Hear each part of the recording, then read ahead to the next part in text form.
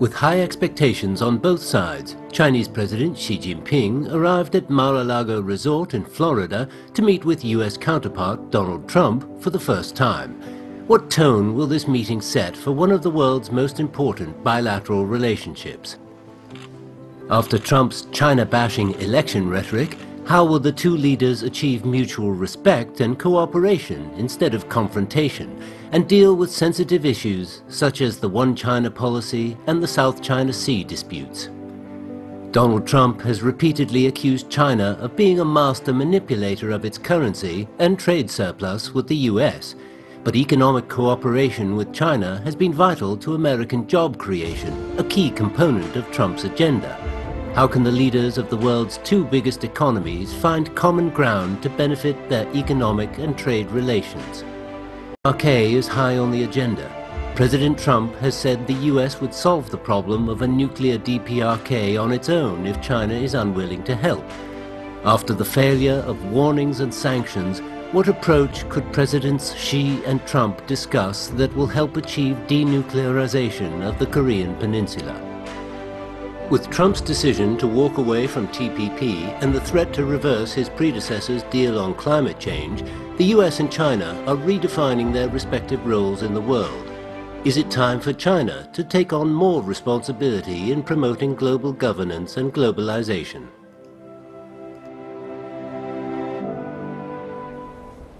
Predictions that China-US frictions would escalate after Donald Trump was inaugurated as the President of the United States have not proved accurate. And on April the 6th, Trump hosted Chinese President Xi Jinping at his country club, a meeting that will set the tone for one of the world's most important bilateral relationships. With both presidents deeply invested in the promise of national rejuvenation, the way in which the two powers will expand cooperation and manage their differences is of great importance not only to their respective countries, but also to the whole world. To examine China-US relations and other related issues, we'll talk to Paul Hanley, Director of the Carnegie Tsinghua Center for Global Policy in the first half of our program. That's our topic. I'm Yang Rui. This is Dialogue.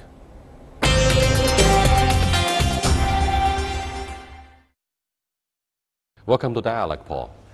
Thank you very much for having me. It's a pleasure to be here. Some of the Chinese who follow the protocol complained that the dinner in favor of the first couple of China looked a little bit simple, and yet perhaps it's the substance that matters. What do you think? You know, I think what's important is that the dinner is at Mar-a-Lago, which is basically President Donald Trump's Florida home. And this is really important. I worked for President Bush for close to 5 years in the White House. He would take his most important guests to Crawford, Texas, where he had his ranch. And I remember at the time, a lot of Chinese, when President Jiang Zemin went there, a lot of Chinese said, that seems very simple. It's not grand enough. The point is, I think, that it is their home. And it is the most respectful thing that you can do to a head of state, is to invite them to your home. So it may look simple, but I think if that's the view, I think people are missing the point, which is that this is his home.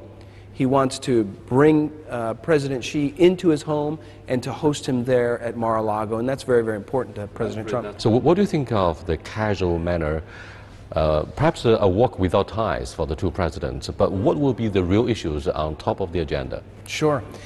Well, there will be, tonight, you know, there's a dinner. Obviously, tomorrow, I think there are 3 substantive sessions where they'll begin to talk about their priorities. It's an important, I think, opportunity for the two presidents to begin to express their priorities for the bilateral relationship, to begin to set the framework for addressing those issues, and to begin to really set the agenda of the bilateral framework, bilateral agenda. And so they will be able to do that in those 3 sessions tomorrow.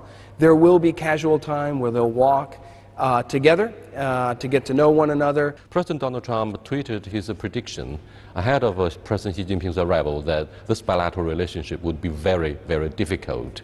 And he also received an interview by Financial Times last Sunday criticizing China for not doing enough to punish the DPRK.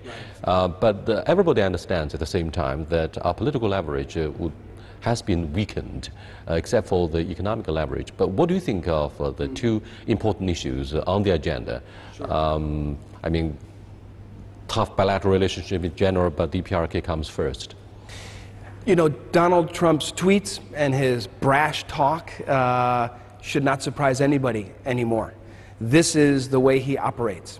I look around Chinese bookstores and I see The Art of the Deal, his book, of course, about how he negotiates, translated into Chinese, and I know a lot of Chinese friends have read it. You can read that and get a sense for how he negotiates. This is part of his negotiating tactics, is he tweets before meetings, brash language, a lot of bluster, to let the other side know what the important issues are going to be on to discuss. What's interesting, Yang Rui, is that those issues would not be very different if Hillary Clinton had won the election. Let's look at North Korea. When the Bush administration left office, North Korea had conducted about a dozen missile tests, one nuclear test. Fast forward 8 years, they've almost done 100 missile tests, and they're up to 5 nuclear tests. And there's question they may do one in conjunction with this summit in Mar-a-Lago. This is an urgent issue, and I think President Trump and the administration is trying to convey to the Chinese side, given how quickly Kim Jong-un, the leader of North Korea, is moving on his missile program and his nuclear program, this is the most urgent issue in the U.S.-China relationship. The developments on the North Korean side have been a game changer for the United States. But what's important, I think, is that after this policy review that was conducted in the United States, the first message that came out from the United States was they'd prefer to do this in concert with China, to work this problem together. And that will require pressure, but it will also require perhaps opening up a channel for dialogue. What is the other issue that Donald Trump talked about? Not surprising, is the trade and economic relationship. Even if Hillary Clinton were president today, that would be an important issue on the agenda, very high on the agenda. The idea that we need to recalibrate the relationship in a way that addresses some of the difficulties that we're having between the United States and China. Now, Donald Trump wants to create jobs and bring manufacturing back to the United States. I'm not sure he'll be able to do that. I think the most important things on the trade and economic side are greater market access for American companies, greater investment opportunities in sectors in China that are closed off, progress on IPR, and I think it would be great if we could get back to a bilateral investment treaty. Those don't seem to be the issues that President Trump is pushing, but nevertheless, the recalibration of the trade and economic relationship is also very high, and it's very important because, as you know, the business and economic relationship between the U.S. and China has provided the foundation for the relationship for many, many years. And that seems to have gotten off track a little bit, and I think it would be in our both interests, China and the United States, to get that back on track. You mentioned the DPRK as a game changer, perhaps in the bilateral talks. How urgent is this issue? Do you think when President Trump declared enormous efforts by his predecessors a total failure on the DPRK, does it mean that war would be the most viable option on the table among all others? So, as you know, I was part of the six-party talks between 2007 and 2009 at the end of the Bush administration. And what's interesting is that during that time period, the United States and China were working very closely together. China was willing to put pressure on North Korea to get them to change their political calculus or to get them to consider giving up their nuclear weapons program, something that both China and the United States want, and Korea and Japan and others in the six-party talks. The United States was willing to engage with North Korea in dialogue, which was something that the Chinese side wanted. We were working very closely together. The difference today, I would argue, is you have a new leader in North Korea who has really ramped up the scope and the scale of missile development and nuclear development, and is making the issue much more urgent. The other issue is that the United States is not engaging in dialogue with North Korea, and I would argue China has decided that too much pressure is counterproductive to China's interests. But I think if we're going to get North Korean leader Kim Jong-un to reconsider this notion of his nuclear program, it's going to take pressure, And I would argue it has to be China and the United States together, working with Korea and Japan and others. But President Trump has created a situation where he said, without China, we would go alone. What does that mean? Well, I think that is actually not that much different, frankly, than what President Obama and President Bush had said in the past. It just comes with all the bluster and the tweets. President Obama basically said to the Chinese leaders pretty much the same thing, which is our preference is to work this in concert with China, because we think that working it with China, having our allies Korea and Japan alongside, will give us the greatest hope to make progress on the issue. But if China is not willing to put additional pressure on North Korea, then the United States is left with no option but to deal with on its own. And why is that? Because the assessment now, and I've talked to Chinese nuclear and missile experts, and they tell me that they believe within 5 years, North Korea could have an intercontinental ballistic missile with a nuclear warhead on top that could range the continental United States. No U.S. president can leave that issue unaddressed. And that's why you're beginning to see steps taken with South Korea for missile defense. That's why you see the joint training between U.S. and South Korea. These are all steps to defend Americans and South Koreans on the Korean Peninsula from the threat that is emerging and growing much quicker under Kim Jong-un. China does not see eye to eye with either South Korea or the United States about the deployment of THAAD. Now let's look at the trade issues. Now, President Trump complained that the huge trade deficit must stop. But what do you think would be the gifts that President Xi Jinping is likely to take to Florida? Because any situation where President Xi would come back empty-handed or without any deliverables for both sides would be bad news for the media.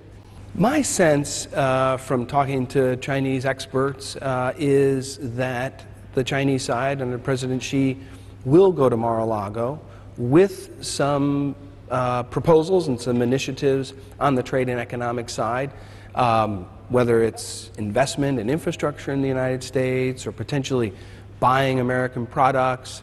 There are a number of things that can be done, and I think Donald Trump will probably tweet them out the day after President Xi leaves to show that he's made some progress. Excuse me, but do you think Jack Ma, his visit to the Trump Tower in New York, was perhaps a trial balloon deliberately arranged by the Chinese authorities to sound out what your president actually wants?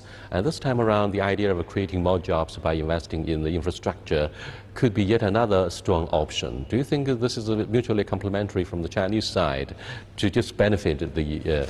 You know, it's unclear, you know, what will please the Trump administration in terms of the gifts that the Chinese side brings. My own sense, to be honest with you, Yang Rui, is that the things that the Chinese side will bring, that President Trump will be able to tweet out, are actually not the most important things in the trade and economic relationship. I think these are things that for optics, for domestic politics, reasons of domestic politics, President Trump will be able to tweet out that the Chinese side is investing or developing greenfield investment, or that they're buying American products, and Donald Trump will tweet those out and he'll get some traction in terms of domestic politics. But I would go back to other more offensive trade and economic measures that I discussed before. Greater market access for our companies in China is something that we really should be pushing for. Greater opportunities for investment in sectors that are closed off. These are really the things that I would call the more offensive trade and economic measures. And I think more long-term, that allows the United States to compete more fairly with China. And I think those are more important. I hope those are on the agenda in Mar-a-Lago as well. Yes, a lot needs to be done to level the playing field. Thank you very much, Paul, for joining us. Thanks a lot. Thank you very much.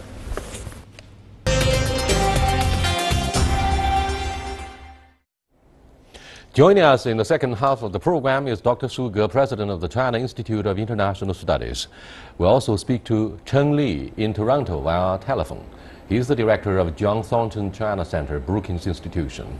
Welcome to Dialogue, sir. Surprisingly, missile strikes against Syria may have stolen the spotlight of what's happening in Mar-a-Lago, Florida, between President Xi Jinping and Donald Trump.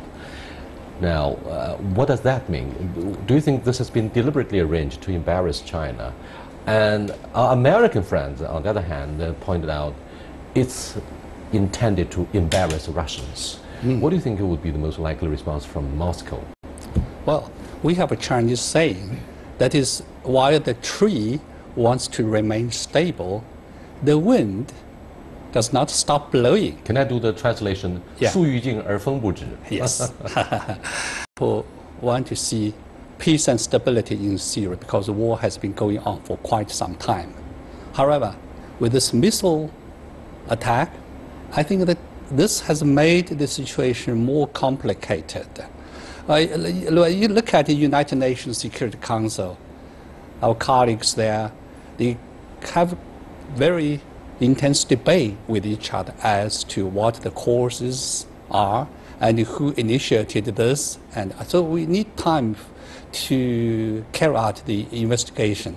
Well, that being said, I would say that, well, whether that was deliberately arranged, you ask our American friends. But it seems to me that so many factors, like military industrial complex and people in the United States, decision makers, they want to make American presence there. They don't want to see the Russians taking the lead in Syria. A lot of, but I would say that despite all these distractions, I would like just to focus on President Xi Jinping's visit. It's a historic visit, a very important meeting between the two state leaders. This promises to be a landmark event in the bilateral relationship between the two presidents. Let me go to Cheng Li for his comments on what's going on in Mar-a-Lago. Hello, Cheng Li. Hi, yes.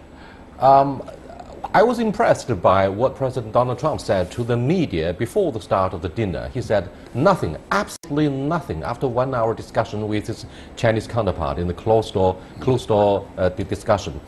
What message did he deliver to the media, who was waiting, obviously, for deliverables, Well, this is a personal, informal, family dinner. We need to emphasize that. But dealing with a very, very important bilateral relationship, which its ramification goes far beyond the Asia Pacific. So still, this is only finished the first day. There's another half day, and including working lunch. But already set the wonderful term. You look at the photos. It is a very friendly atmosphere. President Donald Trump did say he already established a friendship with Chinese leader, and he want to emphasize that. Chinese side emphasized a strategic partnership, and the U.S. does not reject that term. This is important.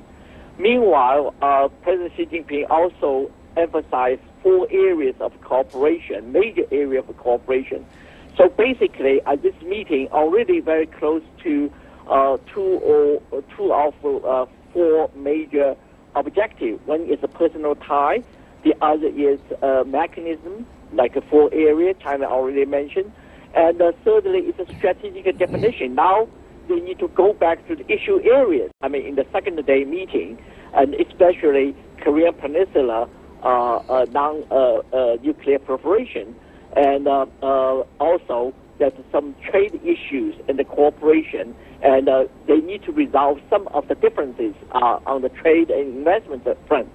But the term is so well set for the first day meeting, and the atmosphere, you cannot be better than that. Well said.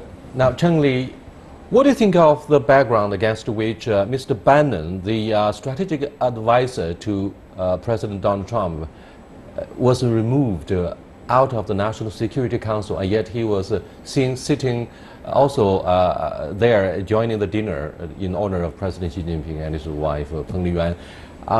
He is known for being pretty tough, ideologically notorious for bashing China one way or another, but he's still there. Do you think he was a victim of domestic politics, or he was deliberately moved out of the radar for the moment because he does not want to embarrass the Chinese guests? Well, I will not read that much. Of course, too early to say. And that remove, I don't think we should overlook that. The fact is, he is still a key strategic advisor for President, and he plays important role not only in American domestic politics. He's the chief person to help Donald Trump get elected, but also he plays very, very important role on the strategic framework, because you cannot separate the domestic politics with international affairs. Now, he only attended the National Security Council meeting for once, and there must be some other reasons, and he can be removed. But again, it's too early to say. If you really think that he is demoted or whatever, marginalized, I think that's maybe it's too early to give that a conclusion. All right, thank you very much. All right, thank you very much. I'll go back to you in a few minutes. Now, Mr. Suge, President Duterte surprisingly announced when he attended a ceremony in the military academy of the Philippines that troops would be ordered to occupy all the disputed territories in the South China Sea. Do you think that's highly provocative? To what degree do you think China will say, hey, man, you are crossing the red line? Well, apparently this question is not related to U.S.-China relations. But I would say that last year... But I'm afraid the United States keeps saying he's going to do whatever he can to ensure the joint patrols in the South China Sea to protect the freedom of navigation and overflight. So this game changer of the Philippines might come across as a factor of, great certainty. Yeah, then we can look deeper at that. All I would like to say is that last year, for quite some period, you can see that the South China Sea, things got quite complicated. And then after Mr. Duterte was elected and became president, and things became much smooth. And as for what I think that when we look at a situation, we have to see the general background. Now, against what circumstances and to whom he said those things? Was he said this in front of a few journalists or for his domestic supporters or for a group of military like soldiers? We have to understand. We need time just to find out all these facts before we can make really a comment. But all we can say is that whenever there is a fire, there are at least two ways to deal with it. One is to add fire. One is to add oil to it. The other is to take away the burning logs. President Xi Jinping has been able to establish his authority and to establish himself as the core leadership to ensure the effectiveness and efficiency of an autocracy. Law and order, of course, will be carried out effectively under the absolute leadership of the Communist Party of China, with him being the core. In sharp contrast, I'm afraid, is the chaotic situation in the United States, and investigations have been well underway to make sure whether Mr. Flynn will be sued for his contacts with Russia, and this may have forced President Donald Trump to order the preemptive strikes against Damascus. Now, what do you think of the relevance of domestic politics for the outcome of this summit? That's a very interesting question and probably difficult to answer, but it's a very good question. For China's domestic politics, I would say that when President Xi Jinping representing the country to the United States, he has the full backing and support. Why? Because people would see President Xi Jinping as carrying the mandate and representing the best interests between China and the United States. Because China is now the second largest economy and the United States the largest. And while China wants to maintain peace and stability, we would want to avoid two traps, as President Xi Jinping says. Domestically, we need to avoid the so-called middle income trap because our per capita GDP has already reached $8,000 per capita. While internationally, we don't want to target the United States as our enemy. So the meeting like this, the close meeting between the two heads of states, is conducive to a lasting and sustainable, peaceful relations.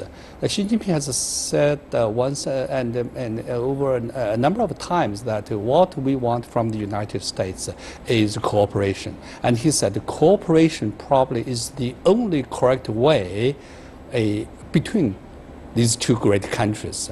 For Trump, as you said, the domestic situation may be complicated, but that's American How domestic. Complicated? Let's go back to Cheng Li for his perhaps more professional comments from the domestic politics of the United States. Hello, Cheng Li. Well, certainly. Excuse me, my question. Excuse me, Cheng Li. My question is: do you foresee a persistent China strategy during the presidency of Donald Trump? Because he tends to do transactional deals as a businessman. Does he look more presidential at this moment? Well, it depends on how successful he could handle some of the urgent issues, whether in the Middle East, with the Korean Peninsula.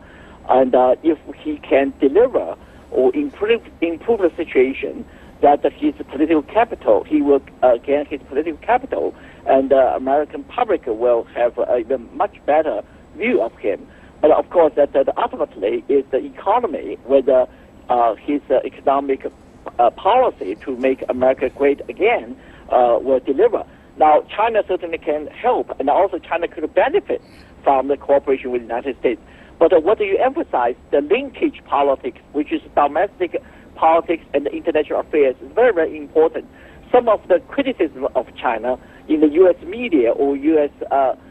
Public discourse is more to do with the American politics at the moment than to do with China. Of course, that the presidents, both countries, need to do a lot of educational work for their public. Why the relationship is so essential, so important. Why they wanted to pursue cooperative rather than confrontational policy. I mean, President Obama did a lot of good things, but he never get a chance to have a major speech on American policy towards China. So I hope Donald Trump will find the opportunity to really to get the domestic consensus on his China policy. Thank you so much, Mr. Cheng Li, for joining us. Many people are wondering aloud whether a fourth document, a landmark document, is likely to be signed during the summit. But I'll keep this question open for our next discussion. Until then, goodbye.